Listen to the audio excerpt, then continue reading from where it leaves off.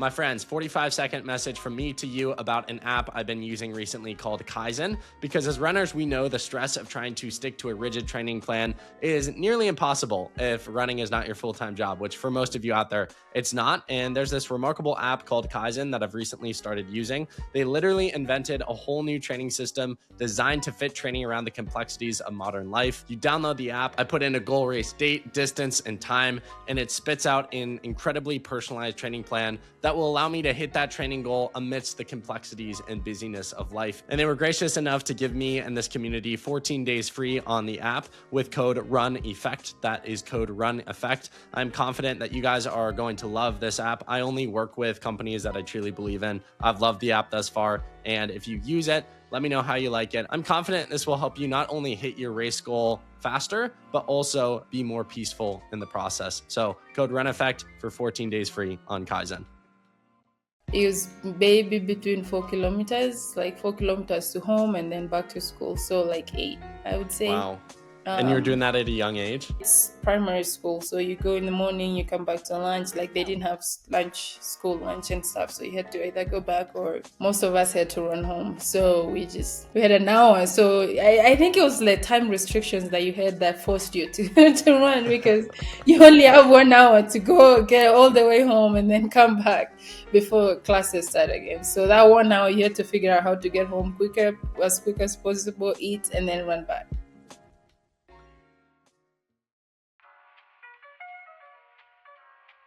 That was Sharon Lokedi today on the Running Effect podcast. And boy, oh boy, am I privileged to sit down with such an extreme legend in the sport of running. She is the course record holder at the Boston Marathon, of which she has won in 2025. She's run also 65 minutes in the half marathon. She's won the New York City Marathon before. This past year, she placed second again at the New York City Marathon, running 2:20 and change, a remarkable time on a ridiculously hard course.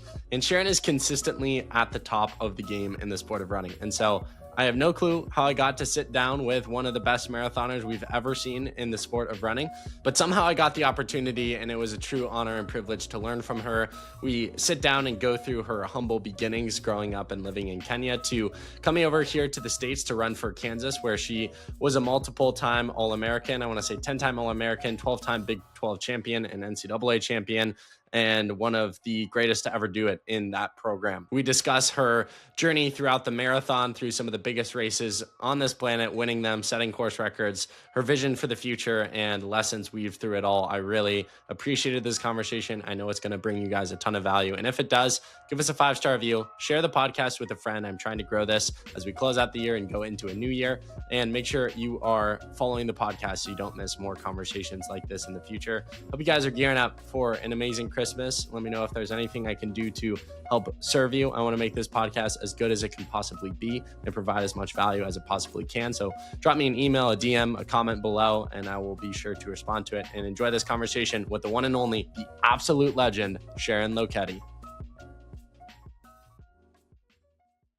Ladies and gentlemen, I'm speaking with an absolute legend, a Boston Marathon course record holder, a marathon champion. It seems anytime she steps on the starting line, she's either going to win the race, set a course record, or do both at the same time. Sharon, it's been remarkable seeing your career, seeing all the success, and it's a privilege to sit down with you here today. How are you doing this morning?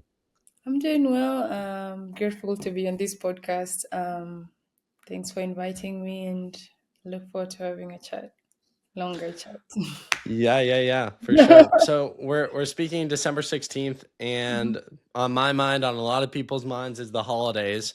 Yes. So I'm curious, for a professional runner, a professional marathoner, how are you getting in the training amidst the craziness of the holiday season? I mean, it's I know now with winter and the weather being a bit different. It's still getting out in the morning and making sure I'm getting a run in. And I mean, now it's just one run a day, so which is cool. I just run in the morning, and then I have all the afternoon to just spend with family and friends, and enjoy the holidays and do all the holidays things. But Who, for you and your family or friends, are you a part of any Secret Santa? Different people call it different things, but like Secret Santa or things where you gotta look online, get gifts for people?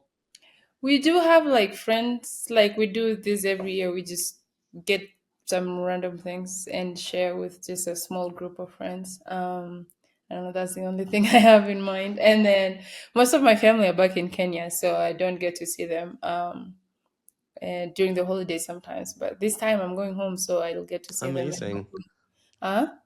I said amazing. That's so Yeah, exciting. yeah. Yeah. So I get to celebrate with him, and I feel like Christmas. Growing up, Christmas was always like just being around family and just chatting and laughing and singing and all that. So I'm really excited for that.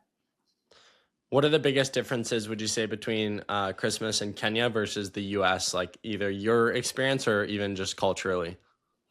I think here, I don't know, in the US I feel like the 24th is really big. Um, Christmas Eve, and for us, I feel like it's Christmas Day. You like with family, you wake up, it's like you have tea, and then we go to church, and then we come, and it's just live celebration. You just eat as much as you can. It's like So that's the one thing I've noticed. It's like there's more, like we in the US, I think people celebrate more on the 20th eve of Christmas, and but yeah, it's still almost the same. Of course, there's more festivities here all the way through Christmas, like December. In Kenya, I think we only have maybe two or three, and then that's it. So there's just more here than it is there. But there, it's more just like family, and like we have, like, we'll go to like extended families, they all come together, and it's like a Christmas, and kids get new clothes and all this stuff. So it used to be like the best time of the year when I was young. It's like you get to have new pair of shoes, new clothes, just for Christmas. How So many bags of Under Armour are you bringing back for the family in Kenya? Are they uh, pretty decked out in Under Armour or not so yeah, much? Mostly you. yeah. I mean, yes. My mom was here in the like late June, so she took quite a bit. So I don't know, bringing three, four. I love it. Yeah, I yeah. love it. What was So that like for you originally when you first moved to the States, came here for college? Was that hard for you being away from family for the holidays? And can you speak to that? Because I don't think I've asked many foreigners that question. Just you left your life, right, to pursue running in the States, and are still here today. So can you add some words to that?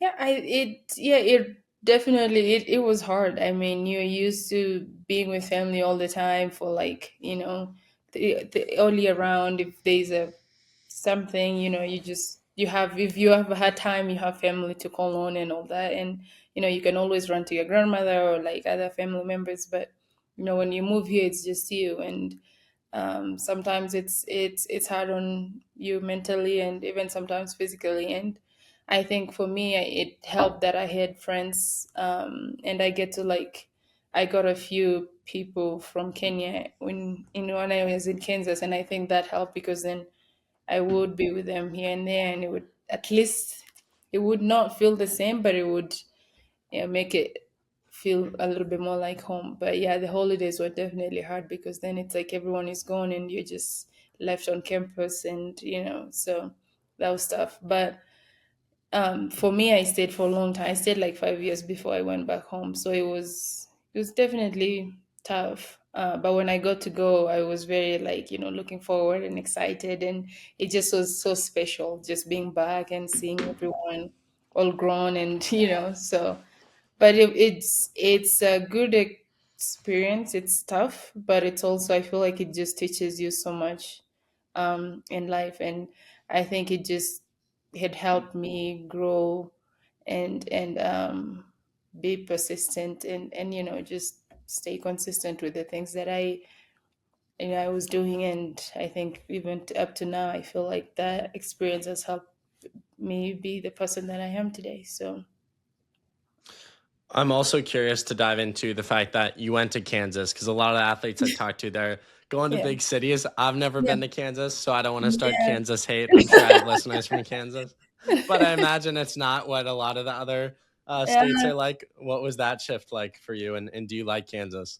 it definitely was a bit, It's a small. I went to Lawrence, Kansas, so it's a very small KU. It's a very small like college town. So compared for me, I grew up in a small town, so it was like I fit right in. It just felt like, this is good. Like it wasn't that big of it still was a lot because it's a different community, different culture, everything.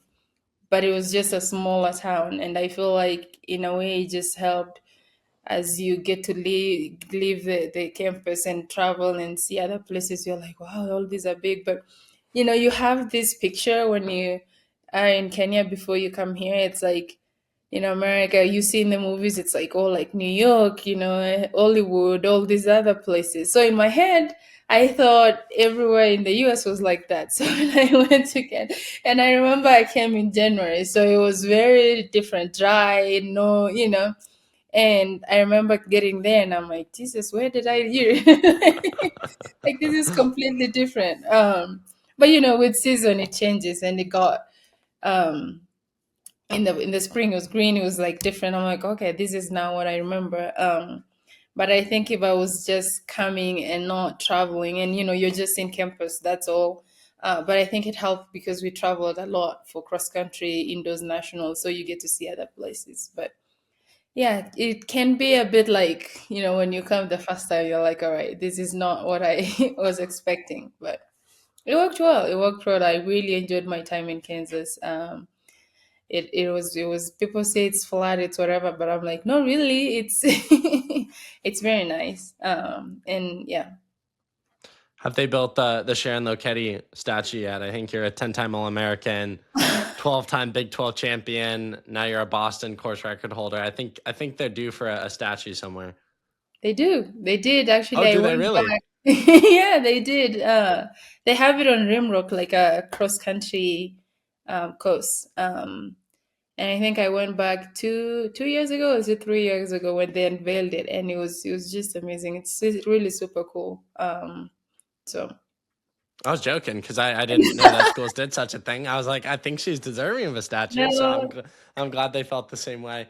I am they, curious to go back in time to uh your time in Kenya. yeah. How'd you get your start in the sport of running? What was your introduction to running?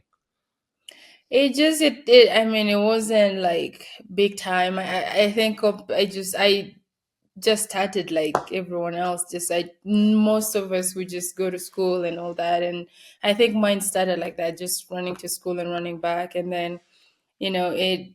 And I think I started with like seventh grade or eighth grade. And we used to like there used to be a cross country, and I had never really wanted to do it, but the cross country where people would run is where I would run going home. So then I was like, oh, I know the route. So then one time I just went and I ran, and I think I was second or third. And my coach back then was really happy and was like, I think you can do this. So that's how it started. And I did cross country. The next season, he was like, I want you to try and do track. And I did a 3K by eighth grade. I was running really well. And this is crazy because no one really from my family is a runner. Like, there's no, it's not like, I don't know, it just was different. So I ran seventh grade, eighth grade, and then I went to a high school that they had a cross country and track, and so I ran for 2 years, first freshman and sophomore, and then I stopped. So I didn't run until like after high school, and I wanted to go to college back at home because I was like, running was just not my calling. Yes, I was good at it, but I just did not feel like it was a thing for me. But I was also, and I guess adolescence, you never know, life is different. At that time, I just wanted to do something else. But after high school, like it was tough to like go to. I did pass, but you have to pay for your college and all that. So and I we just could not afford it. So then my mom was like, we had a neighbor that came to the US for scholarship. So then they're like, oh, this is something that you can do. And yeah, so I went to a training camp. I started running again. And I think 1 year I only was in a training camp for 1 year, and then I started applying for schools, and I got picked by Kansas, and I came 1 year later. The rest is history. Yeah. Uh, I wanted to ask how many miles a day, if you remember, were you running to and from school?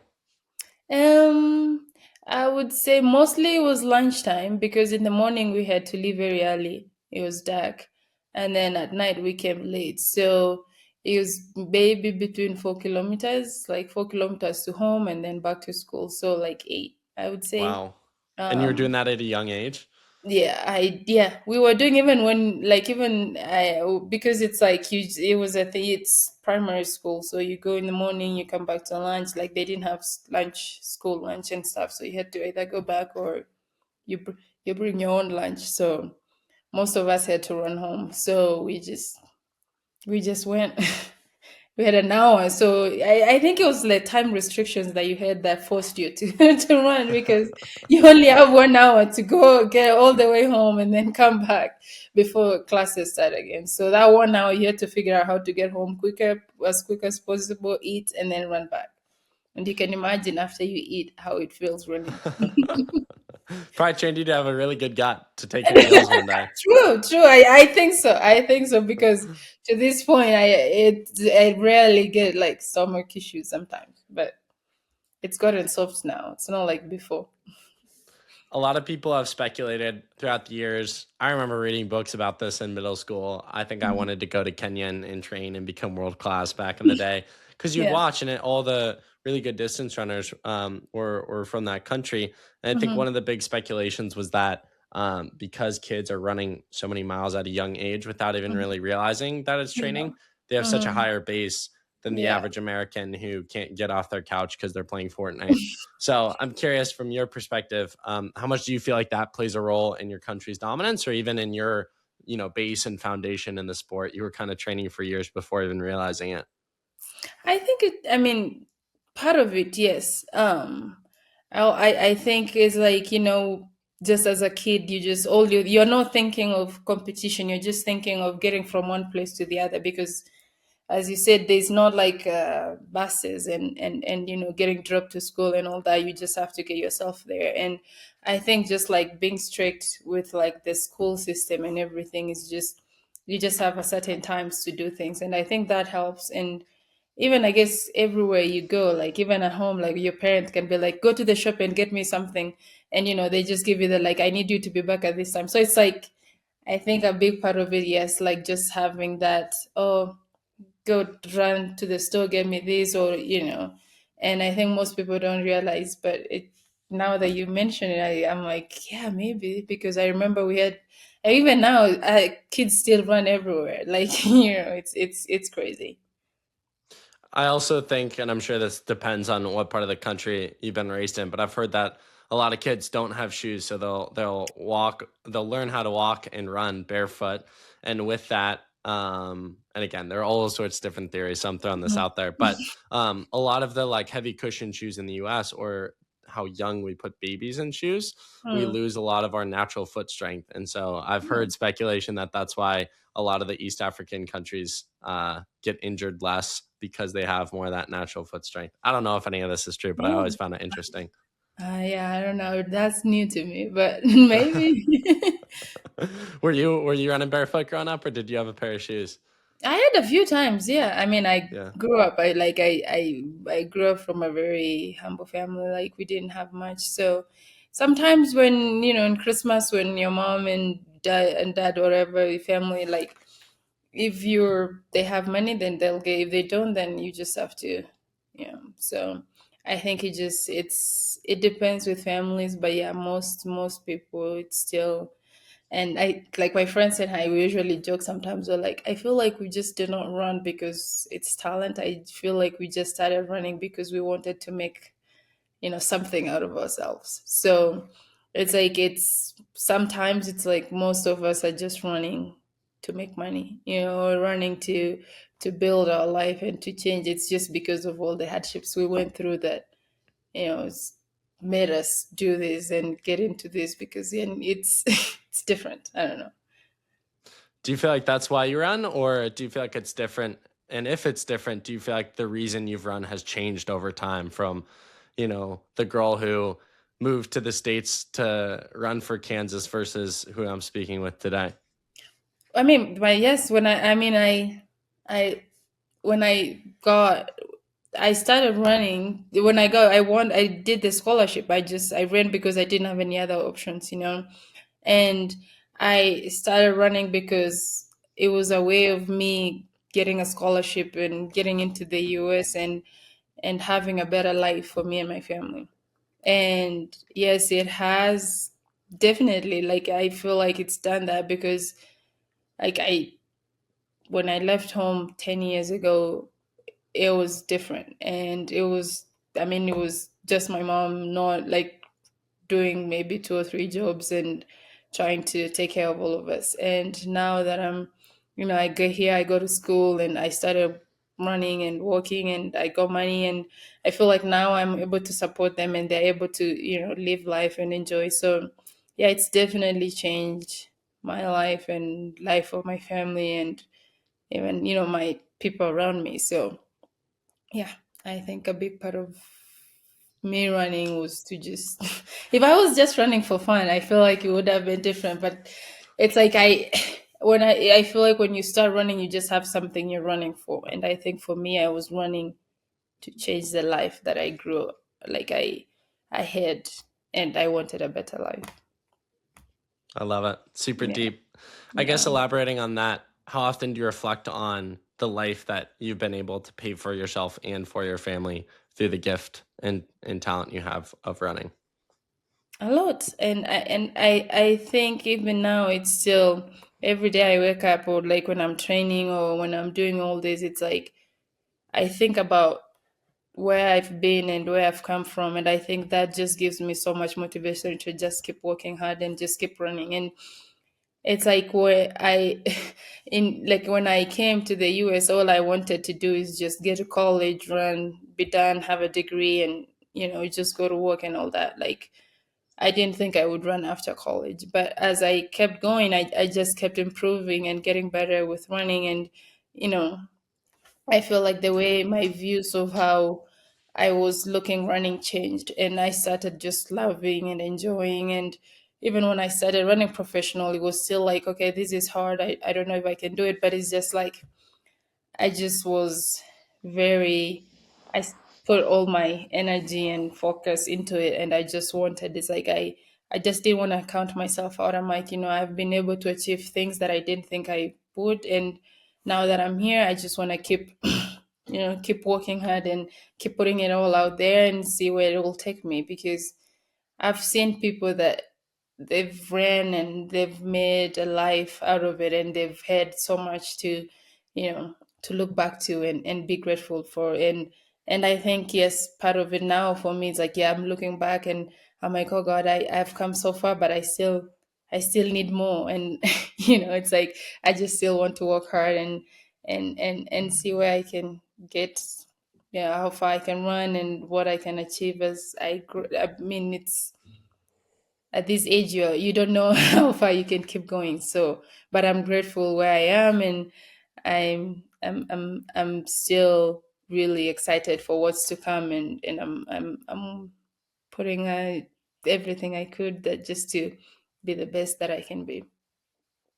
Do you feel like you almost have an advantage compared to your competitors because of your disadvantage growing up? What I mean by that is, I think a lot of people in America or more developed countries can have a lot of things handed to them, from really good schooling to athletics to really good coaches at a young age and lots of shoes and equipment. And I see high schoolers these days having like bicarb, and it's like, whoa, there's just like people are doing the most. Mm-hmm. And I feel like the people who maybe don't necessarily have the smoothest path, they have a chip on their shoulder that you can't manufacture.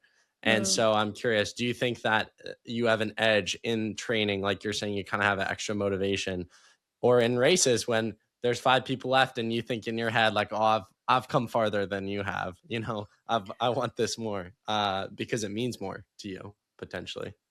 I think so, but I also think it's as a runner, it's there's just so much that goes into running, and there's like, yes, there's part of like the life that you've had, but I think it's like when you're training and when you're working hard, you're like, I think like your goals and what you you want and what you've achieved. I think it's like plays a big part of it. But for me, every time I'm out there and I'm in a line, I'm like, yes, we're here. And for me, every race is different. It because then training is different. And there's so many things out there. As you said, there's like bike up, there's something else, there's always something new out there. But it's always goes back to like the original,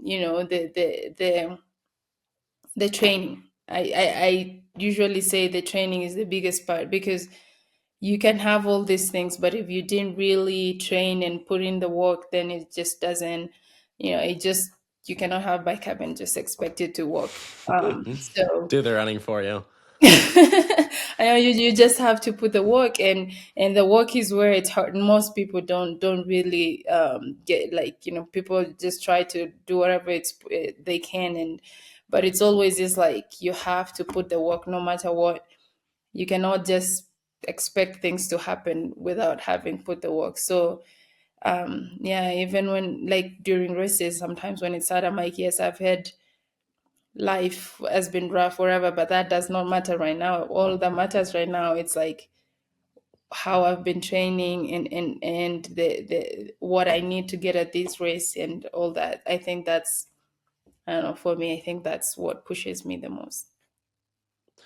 I think a lot of people talk about how so many people talk about doing the thing, but they don't Mhm. actually do the thing. And you can Well, almost get dopamine from talking about doing the thing rather than actually doing the thing. Like so many people, actually, this time of year, we'll hear it about New Year's resolutions. You yeah. can almost like trick your brain into thinking you've actually done the resolutions Mhm. rather than just stop talking and just do the resolution. Like Yeah. instead of, I don't know, let's say you're looking for a job and you need a Mhm. job and you're interested in marketing. Instead of talking about all the people you're going to reach out to, we'll just Mhm. email 20 people and do the thing, Yeah. or it's similar with running. It's like people debate training theory all the time and it's Yeah. just like, just run, just go Yeah. run, go work And hard. And Yeah. we all have like training. I feel like training is different for everybody. Like if it works for someone else, it doesn't work for the other person. So just always find what works for you and what's you see like it gets you to what you need. So, it can be a long run, it can be a, double T, and we all have different versions of like how to get the work done. So whatever works for you, follow that. Just don't just go to like a new training cycle. If you hear someone doing that, you just want to do that. Just stay with, I guess, consistent with what you've been doing, because then if it has worked, then why change, yeah, you can add a few things here and there, but most of it, like time, it's just the things that you've done, just improve on those and you'll get the result. Where do you feel like you learned to have a good hard work ethic? I think it started, I guess, when I was young. I'm the oldest in my family, and always it was just Can I like pause you? I pray for your siblings. They have a high bar to live up to.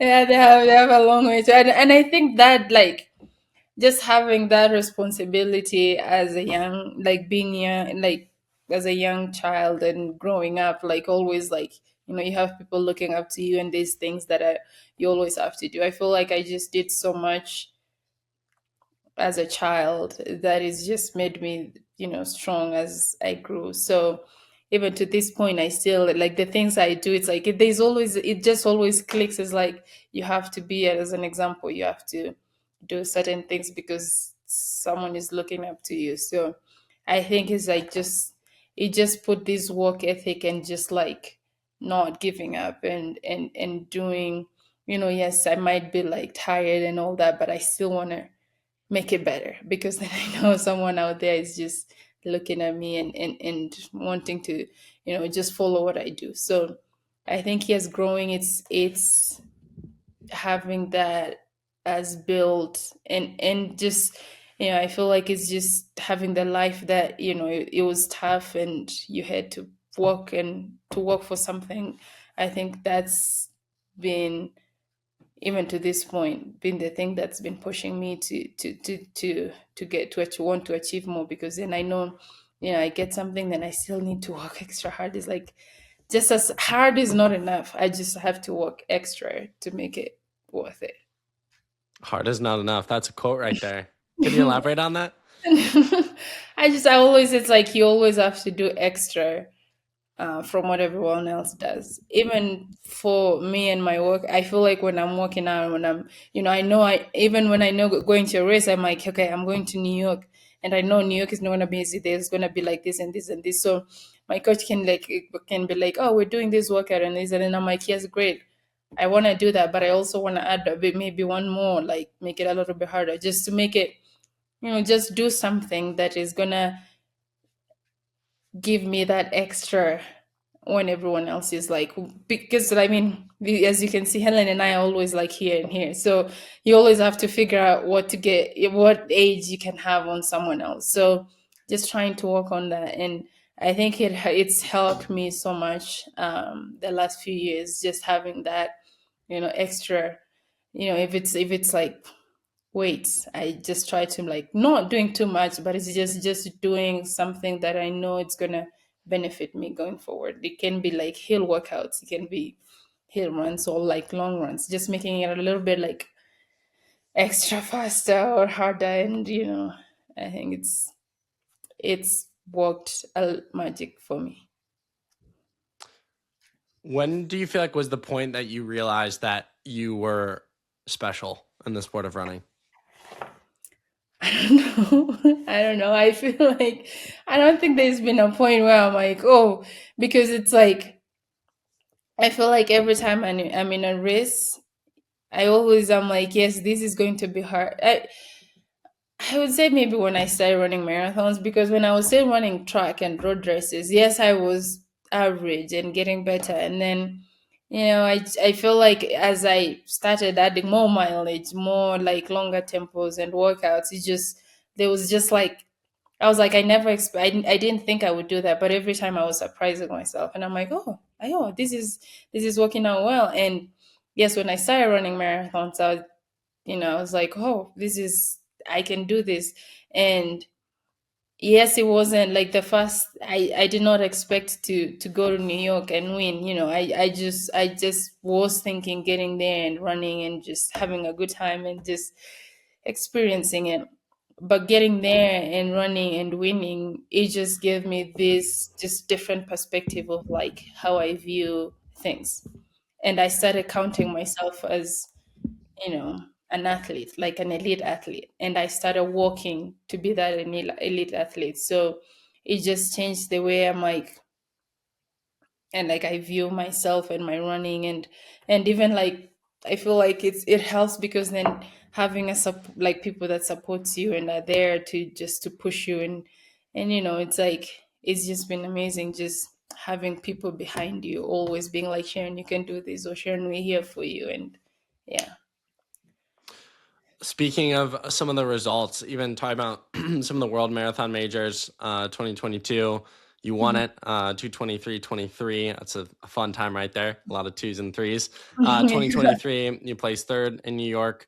2025, so this year you placed second. You're in 2:20:07, remarkable time. Boston in 2024, you placed second, and then Boston 2025 this year, you placed first in a new course record, 2:17:22. And then even looking outside the marathon, the BAA 10K, you won that 31:39. The Copenhagen Half Marathon this year, I guess 2025 is really your year. You placed second in your N65 Yeah. flat. Yeah. When I read those times, those accomplishments, I talked to you about your time growing up in Kenya and thinking about the US, and you Mhm. weren't thinking of Kansas. You were thinking of New York City and the Mhm. big cities and the exciting life. And you went to Kansas. You Yeah. ultimately did some remarkable things there. But to then go to these big cities, Mhm. not just in the US, but across the world, and be the person that young people are watching on their TV and saying, I can be like her one day. What does that mean to you? And what are these results, and specifically the consistency? It's like third to first, all those Yeah. results. Yeah. You're so consistently good. What does that mean to you that you're consistently on top of the podium? It I think it's like it's like I had when I was in college, I had this thing. It's like when my coach would be like, when I we go to conference or regionals or nationals and someone beats me, then the next time I'm like, no, that person is not going to beat me again. So it was like, I think I grew up with like always just wanting, it's like wanting to be the best, wanting to be the best every time after the other. So it's like if that someone beat me in this race, then the next race they're not going to get me. So then every time it's like I tend to visualize most of my runs and races and workouts. Even when I'm training, I usually, it's like if I'm going to New York and I already know the field, then I start to visualize and I start to put myself in that situation, and I'm like, okay, it's gonna be hard, it's gonna be like this. But then I'm like, when I'm training and I'm getting to like towards the end of my workouts, I start to push, I start to make sure, even like halfway or whatever, I start to push, knowing that, this is how it's gonna feel during the race, this is how I'm gonna have the challenge of like having other people next to me. What do I get to do, like what am I supposed to like figure out, just how I will get the best of my competitors. And I think it's like it just having that always like training and visualizing. I think it's helped me in so many races. It's like I was fast, and I always, it's like it just gives me like that. It's like I need, no matter what, I just have to put myself in the position that I'm maintaining the podium. No matter what, it's like no matter how hard it is, I have worked for this and I've trained for this, and I think it's nice just reminding myself always. It's like it's not like a guarantee, but if I work hard and put all that I could and put myself in the race and be in it and participate and just be present and fight for it, you're always gonna get the results. So that's why it's like for me, it's like every race is like, yes, I go in, I know it's not gonna be easy, but then I also don't want to count myself out. I'm like, I will put myself in there. I will get it going. I will fight. I will give it all until I know I can't. And if I have it, then it's fine. If I get out to win, it's fine. If I don't get it, if I get second or third, it's still a win, because then I know, just to get in the start line and to finish a marathon or a 10K or a half marathon, it's not easy. But it works when you believe, I guess, if you believe in yourself and you know you can achieve it. So I feel like that last year I was always just okay, being second or being third or just, and this year I was like, no, this is not going to happen. I'm just going to put myself out there. If I get it, fine. If I don't, it's fine. Then I get a personal best or I get a personal record, or I am close to winning. So it's just, I think it's just the believing in myself and putting myself out there and just visualizing and realizing that I can do it. I can. And there's been a couple times in the race where I'm like, oh, I cannot do this today. But then it's like, come on, you can. You've worked for this. So it's just it's really nice just putting those things in your head during training, and then when you get to the race, also just thinking about it and picturing yourself winning or being in those positions that you really want to be.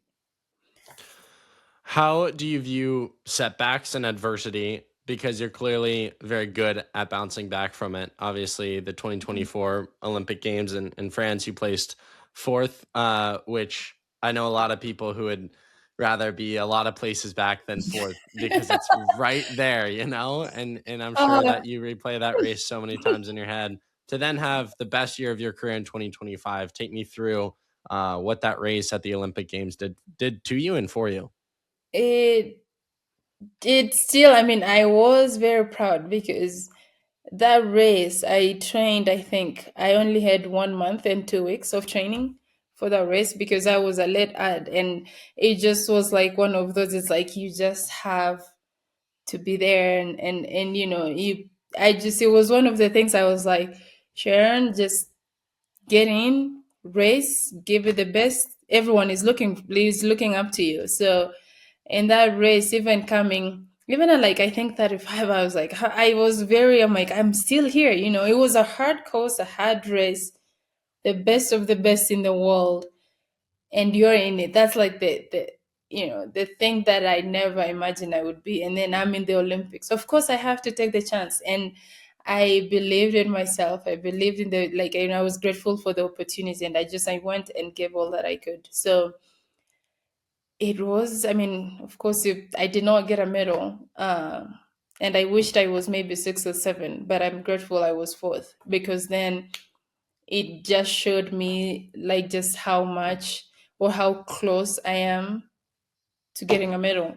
And I think it's like even from there, I just had to prove to myself that I can do it, or prove to other people, that I belong there. And I can do it. And I feel like it just gave me so much, it put so much fire in me that you're capable of doing so much, and you're capable of being the best that you could be.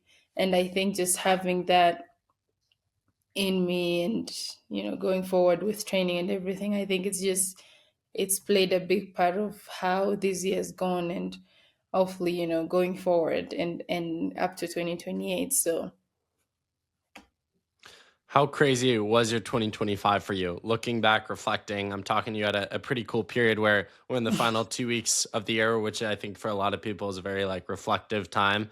How impressed are you with the year that you had, from that 65-minute half marathon to Boston Marathon win and course record to the second place at New York, which, knowing you and how much you want to win, I'm sure maybe isn't your favorite, but overall, most remarkable year of your career.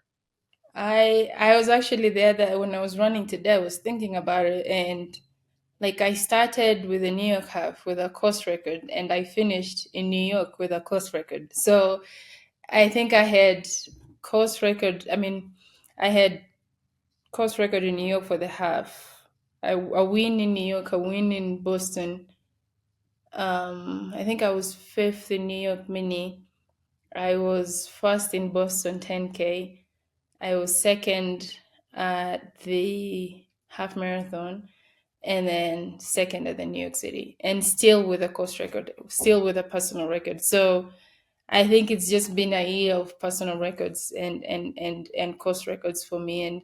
And I'm grateful, because if anything, I think it just showed like there's just so much that I can still achieve. And I wish I had that win, but in my heart, it's still a very big win. 220 in New York is not easy. And I kept telling myself, of course, it's like, it's one of those, you just want to close the year out with a bang. And I think I did. Or not, I know I did. So I am very, very grateful. Like, looking back to this year, I think it's just, I don't know. I'm excited for what next year is. I'm already back training, and as you know, I'm excited to be back in Boston next year. So hopefully, we'll see how that goes. And yeah, just grateful that I have people that are here supporting and always there, backing me up no matter what. And it gives me so much to work hard and put in the work. And we get to celebrate together. And You mentioned that support system a few times in this conversation. Mhm. Who are some of those people, and how crucial do you think that is for any athlete listening to have a strong support system that they can fall back on?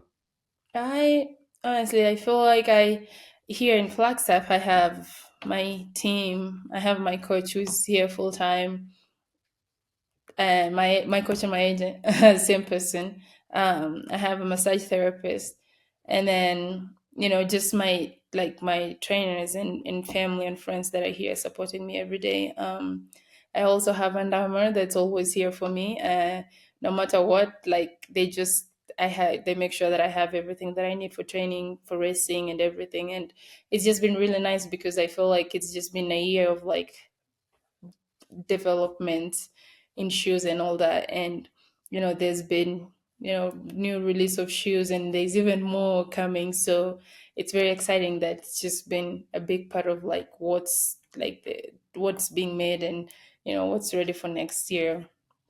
I have a ProBio, which they've been my biggest nutritional. Like, my nutrition is actually the same person for my ProBio, which he's made sure that I'm Dr. Babs. I'm ready and set to go. I have Morting, which are fueling me every workout and every race. And it's been amazing. I have Garmin for to making sure that I have my wash ready and all that. So it's it's it's a village. It takes a village to make us the athletes that we are. And I feel like it's always amazing just appreciating those people, because you wouldn't be here if it wasn't for them. So it's been an amazing year, and hopefully, they feel appreciated. I'm sure they do if they're listening. Shout Yeah. out Sharon's team.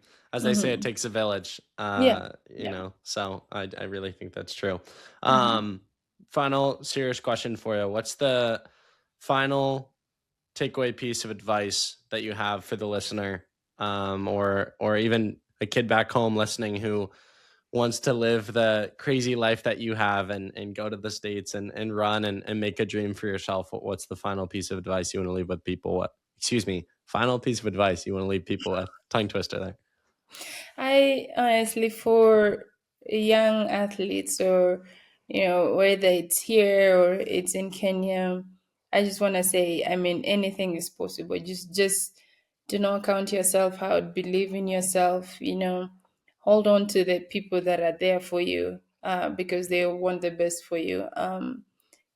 Just build yourself, give yourself grace, because this sport is not it's not for you have to choose to do it, because it's not easy. It's gonna break you, it's gonna do all that, but at the end of the day, it's gonna give you so much more than you expect. You get to travel, you get to celebrate, you get to enjoy the benefits of your hard work. So work hard, celebrate, no matter how big or how small it is. Always celebrate, because you know it's there's always, like, you couldn't, if it was that simple, everyone could have done it, right? So just make sure you're enjoying and having a good time, and then everyone else, I would say, you know just work hard. There's nothing easy, and appreciate the chance that you have and the opportunities that you get. And if you get a chance to go out there and show the world what you're made of and who you are, so um, life is fun and sweet. Just depends with how you want to take it. So or live it. Amazing words. Yeah. Way to close us out. I do want to say, I meant to say this earlier, but for people out there who don't realize how fast and talented you are, I've done a lot of work with Under Armour. They were a brand that I dreamed of working with as a young kid, so it's very full circle Wow. to work with them. And Yeah. I got to go to their headquarters in October, and we are Oh. making a piece about the Velocity Elite 3, which Mhm. you had a big role in. And Yeah. so you'll know what I'm talking about. They throw me on the instrumented treadmill and they say, here's the protocol that Sharon did.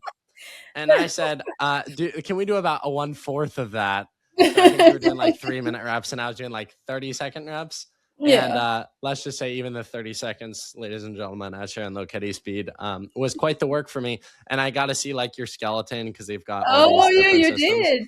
And That's let's just crazy. say you were remarkably more smooth than I was. My stride made me look like I've never run before. And Oh, your that stride is a treadmill. certified It why you're a makes Boston Marathon course record holder. So treadmill makes you run different in the treadmill. So don't take hard on, like, don't be hard on yourself. I will Okay. say, I didn't grow up running on the treadmill at all. And to this Mhm. day, I would rather risk injury running on snow. I just don't like treadmill. It feels way slower than it says the pace is. Yeah. And it's just uncomfortable for me. So, Yeah. And now with that being said, if I was outside, I'd still look like a fool. I'd still get my ass beat. So this is oh, come on. not Like, maybe justification. we go for a run one of these days when I'm I'll visit you around. in Flag. Yeah, yeah, yeah. I So think I could survive sharing easy run pace in Velocity Elite 3s, but I don't know if I could survive a workout. I but could my maybe pace you for 200-meter reps my for like easy mile run is repeats. very easy. Yes, we can Okay. do that. That would be Yeah. great. That would be Yeah. awesome. We'll make it happen. Sharon, final question for you. Question I ask every guest on every single episode. If you had Gordon Ramsay coming over to your house for dinner, what would you choose to make him for dinner? I won't do steak because I know he'll slap me. So I'll do pasta, I would say. Okay. Because I feel like you can never go wrong with pasta, but even with Gordon Ramsay, you can go wrong with anything. So Very true. Very pasta true. might get away with it. Sharon, thank you so much for taking the time to have this conversation, share so much wisdom, share so much of your journey. I know you had a remarkable 2025, so congrats on that. But I know it was the start of even bigger things to come. So rooting and cheering you on in 2026, and excited for more conversations along the way. Thank you. And thanks for having me. I really appreciate this. Thanks for, having a platform for us and sharing all our stories. We appreciate it.